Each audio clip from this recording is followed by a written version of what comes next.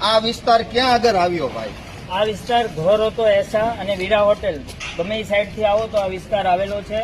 અને અહીંયા તળાવ જ છે એક જાતનું, કોઈને સ્વિમિંગ પુલ ઓલી બાજુ બનાવ્યો છે એની જરૂર જ નથી સુરેન્દ્રનગરમાં. અહીંયા આવીને બધા કરી શકે છે એવું સુંદર વાતાવરણ છે. બીજું ખાસ એ કહેવાનું કે આપણો દેશ વિકાસ પામી રહ્યો છે અને બુનિયાદી જે રોડ રસ્તાની તકલીફ આવી હોય તો હજી વિકાસ બહુ દૂર છે આપણા દેશમાં.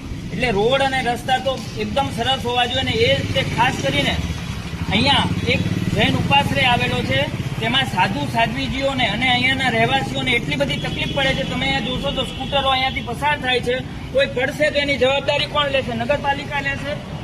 આ બહુ એટલે બહુ બીભત્સ કહેવાય આ સુરેન્દ્રનગર. અને ચારે બાજુ રસ્તા બને છે, આ જ રસ્તો કેમ બાકી રહી ગયો છે?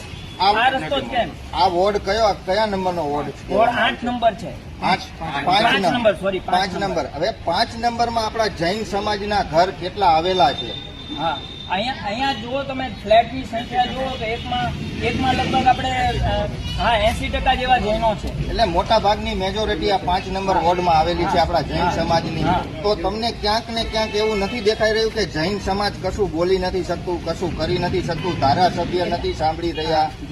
એટલે મને એવું લાગે છે જૈન સમાજ નથી બોલી શકતો એ શબ્દ આપણે ઉપયોગ કરી શકીએ, પણ મારું એવું માનવું છે જૈન સમાજ જેટલો સહનશક્તિ, જે સહનશીલ છે એવો સમાજ બીજો પણ હશે, પણ જૈન સમાજ વધારે સહનશીલ છે.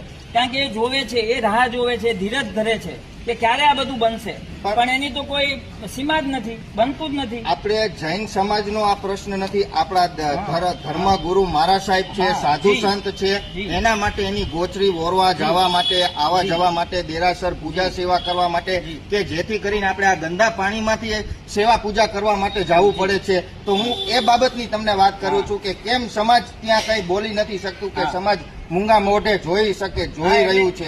એ થોડું આપણે કહેવું જોઈએ બધાને. અને સૌથી મોટું જોઈએ કે કોઈ પણ સરકાર ચૂંટાઈને આવે છે તો બધાએ કહેવું ન પડવું જોઈએ ને. આપણે કહેવા શું કામ જવાનું? આ સરકારની જવાબદારી છે. રોજ જીપ નીકળવી જોઈએ, ક્યાં રસ્તો છે, ક્યાં ખાડો છે, એકવાર જીપ લઈને ચાલવું જોઈએ, એમાં તો ખબર પડે. સ્કૂટર લઈને લેડીઝ અને બાળકો સાથે આ રસ્તે નીકળવું જોઈએ તો એમને ખબર પડે શું પરિસ્થિતિ છે.